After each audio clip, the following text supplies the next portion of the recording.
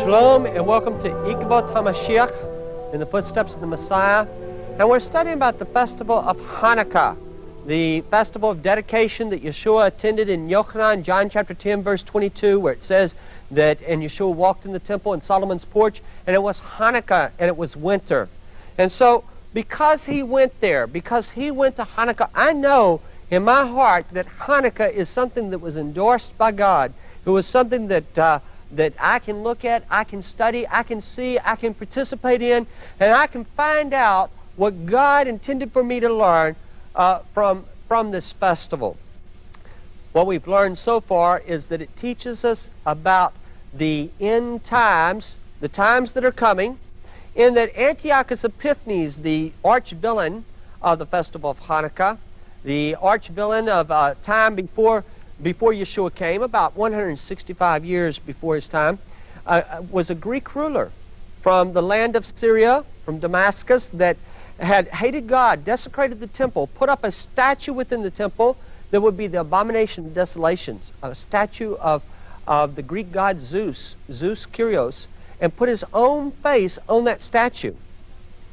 That abomination of desolations was referred to by Yeshua as being a picture of the abomination of desolations that is prophesied to come in the future.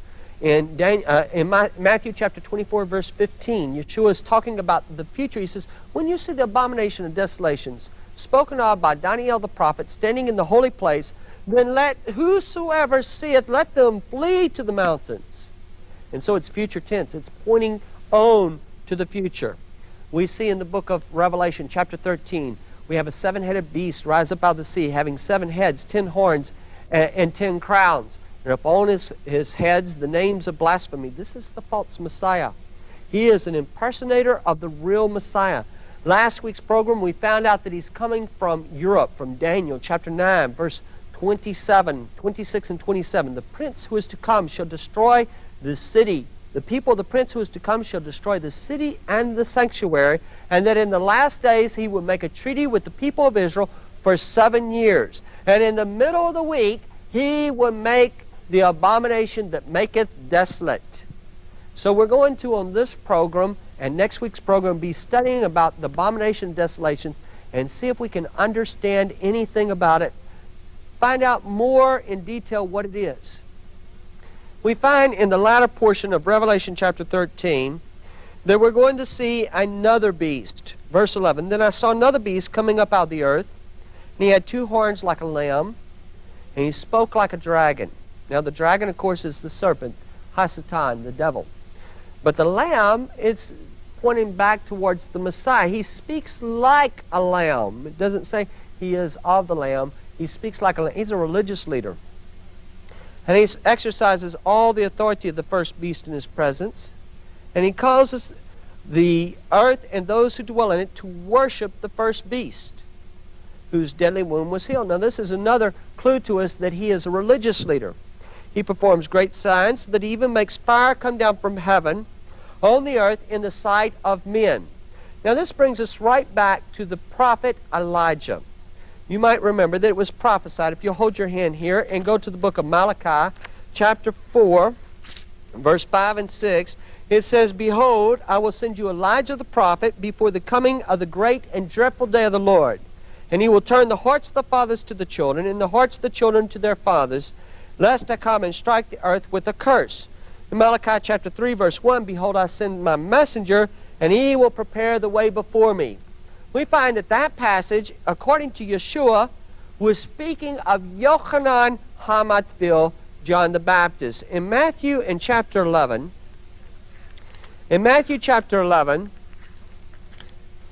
verse 8, it starts to tell us about Yochanan. The people have come, disciples have come from Yochanan, and so Yeshua is talking to them about Yochanan. He says, but what did you go out to see? A man clothed in soft garments? And then he goes on to tell them about Yochanan, and then he says in verse, let me spot it here real quick, 14, it says, and if you're willing to receive it, he is Elijah who is to come. You see, the Jewish people have expected Elijah to come to precede the Messiah. Ever since the days of Malachi, they sing every Sabbath, every festival, a song called Eliyahu Hanavi, Elijah the prophet, Elijah the Tishbite, Elijah the Gileadite. May he come soon in our days, and may he bring Messiah, son of David. And in fact, at every Passover, they set a place called the seat of Elijah, the chair of Elijah, the cup of Elijah, because they expect him to come to usher in that covenant. Turn in your Bible, please, to Matthew, and chapter 17. In this chapter, we see that Yeshua has taken 3 of his Talmudim, his students, gone to a high mountain apart. He's transfigured before them. He receives a glorified body. Elijah and Moses are talking to Yeshua. By the way, it is probably at the festival of Sukkot. Shimon, Peter says, Lord, let me make 3 Sukkot for you. One for Elijah, one for Moses, and one for you. And then this voice comes from heaven and says, this is my beloved Son. Hear him. So they know that Yeshua is the Messiah. They're coming down the mountain. They're arguing. They're arguing among themselves. And so they're saying, why then do the prophets say that Elijah must come first? And so we see this. It says in chapter 17, let me find my place here. It says, Yeshua is speaking. In verse 11 it says, then Yeshua answered and said to them, Elijah truly is coming first, and will restore all things. But I say to you that Elijah has come already. Now notice we've changed tenses. It says Elijah truly is coming, future tense, and will restore, future tense, all things. But I say to you that Elijah has come already, past tense. And they did not know him, but did to him whatever they wished. Likewise, the Son of Man is about to suffer at their hands. Then the disciples understood that he spoke to them of Yochanan HaMatbil, John the Baptist. You see, to be a Messiah, you must have an Elijah. And we read about in Revelation chapter 11 that there are 2 witnesses that are going to come in the last days, and that they will have the power to call fire down from heaven to consume their enemies. Who did that in the Scriptures? That was Elijah. 2 Kings chapter 1. He called fire down and consumed a captain and 50 of his men. And then he did it again. Another captain and his 50 men. He called down fire from heaven to kill his enemies, and he commanded the heavens to not rain in the days of his prophecy for 3.5 years, just like the 2 witnesses in the last days. Those 2 witnesses are going to be Elijah and Moses. Not literally, but of the Spirit, the anointing, the power of Elijah and Moses. To be a Messiah, you must have an Elijah. So the false Messiah, he's a counterfeit. And his prophet must do the signs of Elijah for him to be valid. He calls fire down from heaven in the sight of men in order to consume the sacrifice. Now, do you remember that Elijah the prophet on Mount Carmel, that he battled against the prophets of Baal, and that the contest was that the God that was real, that he would be able to burn the sacrifice on the altar. So we have a fake sign that is being given at this time. Then we're told that he performs great signs, so that he even makes fire to come down from heaven on the earth in the sight of men. And he deceives those who dwell on the earth by those signs which he was granted to do in the sight of the beast, telling those who dwell on the earth to make an image to the beast who was wounded by the sword and lived. Now, what we're going to do is that this image that he commands is going to be an image of the false Messiah. And what I want to submit to you, that this image is the abomination of desolations that is prophesied by Yeshua to come, that it will be just as the image placed by Antiochus Epiphanes in the HaKodesh, the holy place, that this will be an image that is also of the false Messiah, and it will be placed into the holy place. If you remember that Antiochus had placed an image of Zeus, Kyrios, and that he put his own face on the statue of Zeus Kyrios, and that every statue of Zeus Kyrios from that day forward carried the face of Antiochus Epiphanes.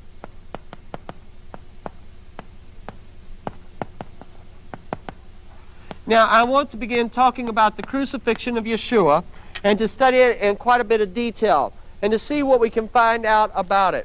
We're going to go back into the Tanakh, into the Scriptures first, and find out the Old Testament Scriptures, rather. We're going to find out what we can about how the Messiah was to be slain.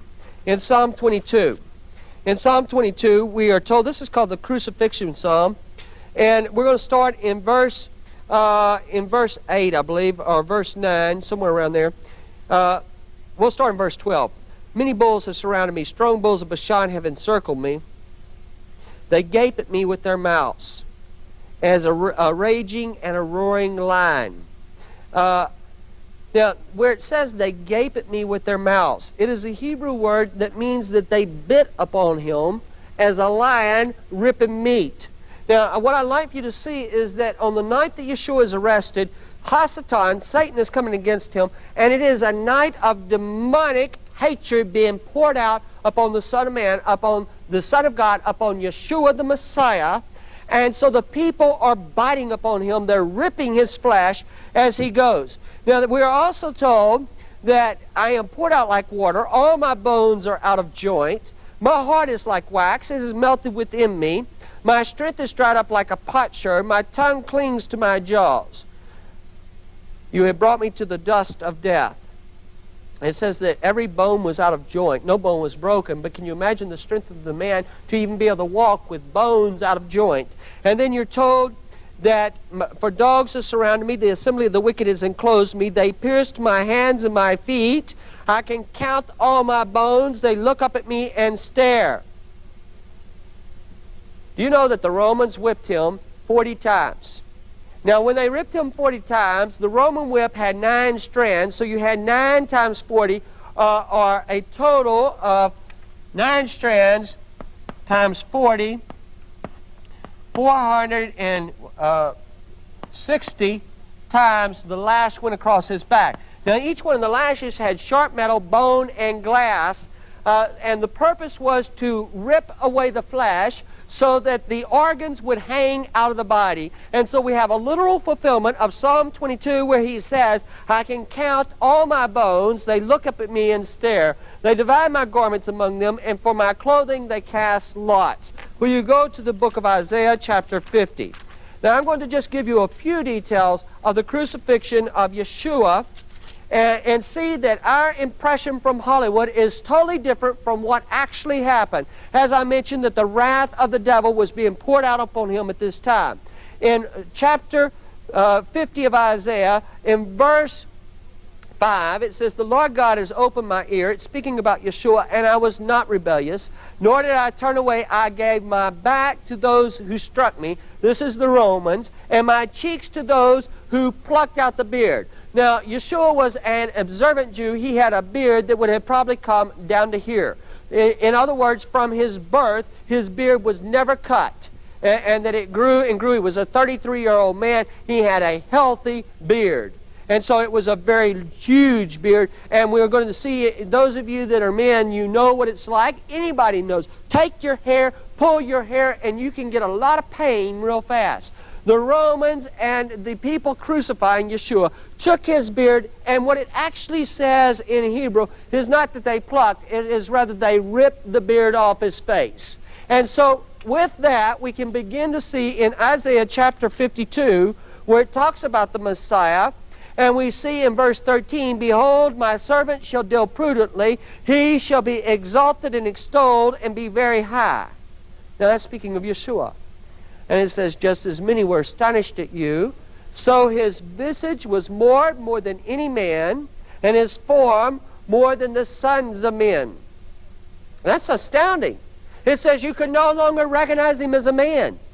That when they got through with him, that he had been so battered, he had been so beat, that he was blood from one end to the other. His beard had been ripped away from his face. The flesh off his back had been stripped away by the whip, and his organs would have been hanging out of his body. All of his bones, some massive swelling would have taken place. He's been beat on the face with a rod, and all of these things are happening. I could take you to Psalm 35 and other passages. We could continue to develop to see how that the Messiah has come to the point that you can no longer recognize him as a man. Now you see, we have a total impression from television and movies and from paintings and so forth. The Messiah that you see there is not the Messiah that you see dying in these scriptures. There's nothing in comparison to what has happened. Now I want to go into the Gospels and begin to look at the death of Yeshua. In fact, before we do this, let's look in the book of Leviticus chapter 21. We're going to look at verse 10 and see a ruling of the high priest. Now remember that the Messiah is going to be king, prophet, and priest. He is our high priest. He is serving as high priest right now, the Kohen HaGadol. In Leviticus chapter 21, verse 10, we're told, "And he who is the high priest among his brethren, on whose head the anointing oil was poured, and who is consecrated to wear the garments, shall not uncover his head, nor tear his clothes." So the high priest cannot tear his clothes. Now go to the book of Mark, and we're going to look in the book of Mark at the trial of Yeshua. And in this trial, we're going to see something unique about Yeshua and his time before Caiaphas, the high priest. And in Mark, we're going to go to chapter 15. I believe it's chapter 15. No, chapter 14 is where I want. In verse 60, "And the high priest stood up in the midst, and he asked Yeshua, saying, Do you answer nothing? What is it that these men testify against you? But he kept silent and answered nothing. Again the high priest asked him, saying to him, Are you the Messiah, the Son of the Blessed? And Yeshua said, I am. And you will see the Son of Man sitting at the right hand of the power and coming with the clouds of heaven."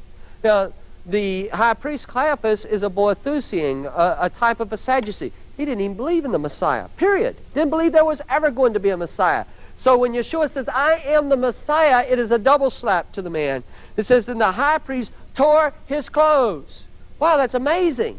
That is amazing because he who was the high priest was forbidden to do that. So he broke the law during the trial of Yeshua, and yet Yeshua was not breaking the law at all. In fact, it goes to this point, if you'll turn to the book of Yochanan, John, that when Yeshua is on the tree, when he is on the tree and he has the Romans there before him, that they have taken him and they are crucifying him.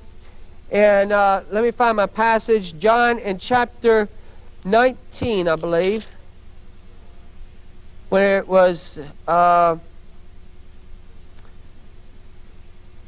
yes, 19 in verse 23.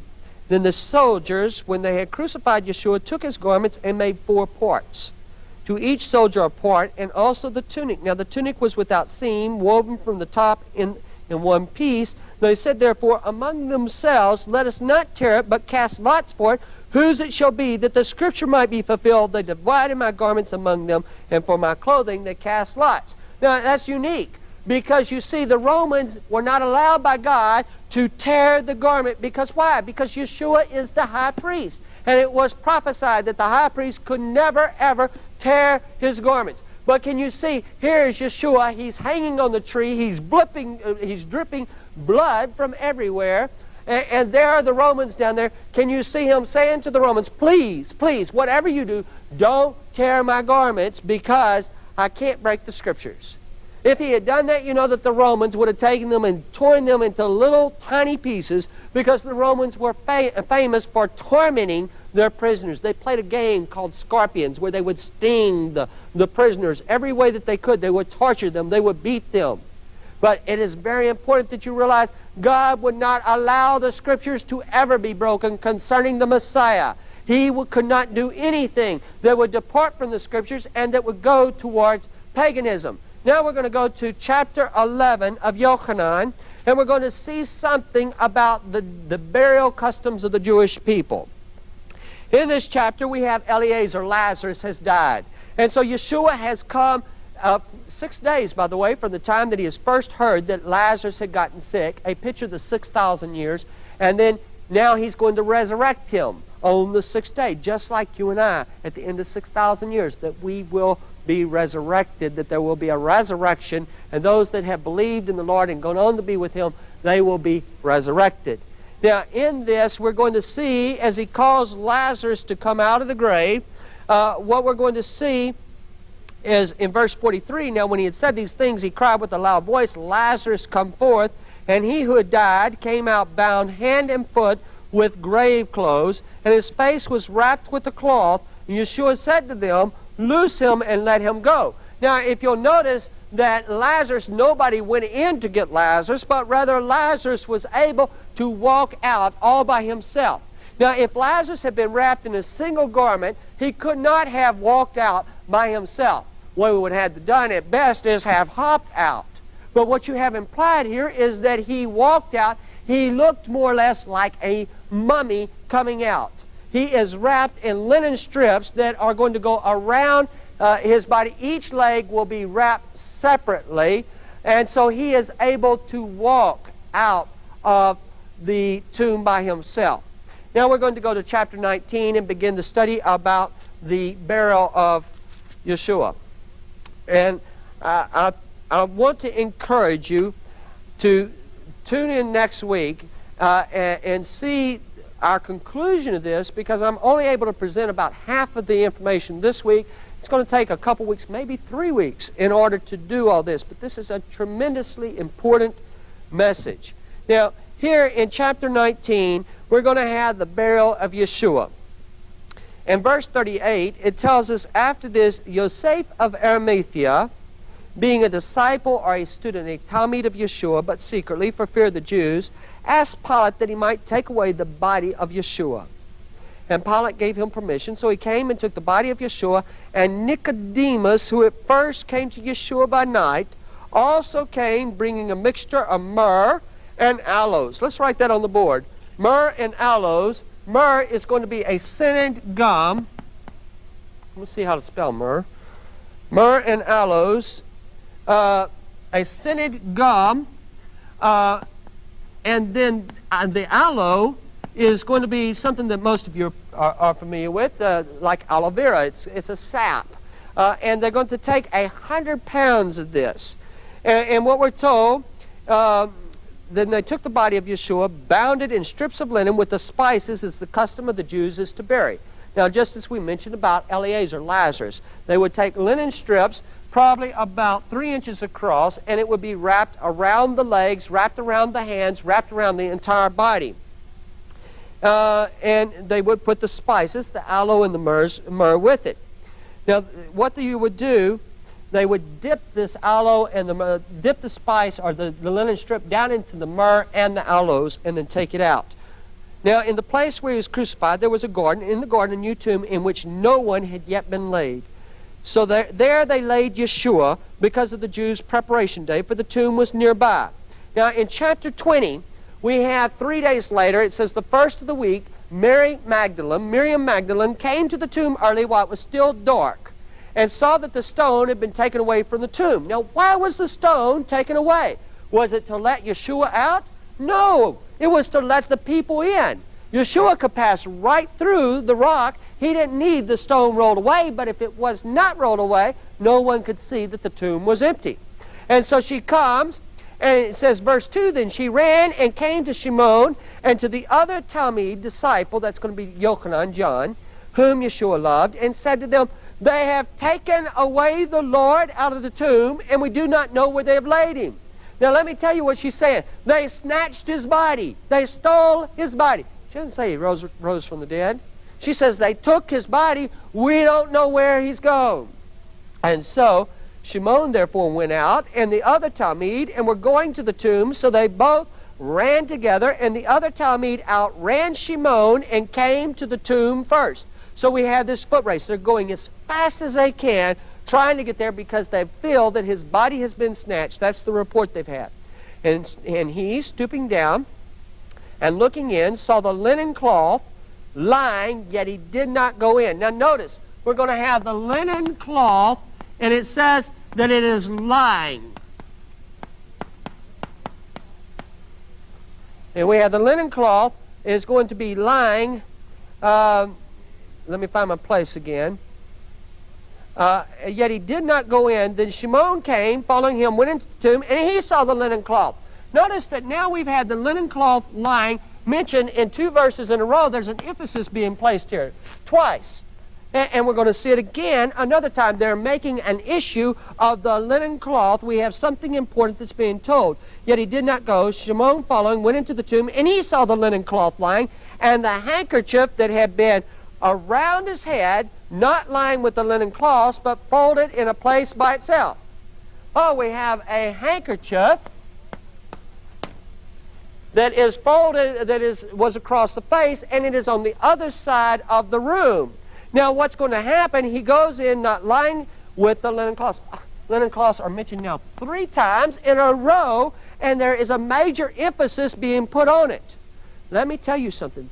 It is the most amazing thing what they saw, because at this point, they have no idea. There is no passage that they remember that the Messiah will be raised from the dead. They have had a report that the Messiah's body has been stolen, and yet they have come into the tomb, and they are looking for it. What they will see will convince them that there has been a resurrection, there has not been a body snatching, that it has come down to where that you are going to have to tune in the footsteps of the Messiah to find out what they saw. Shalom.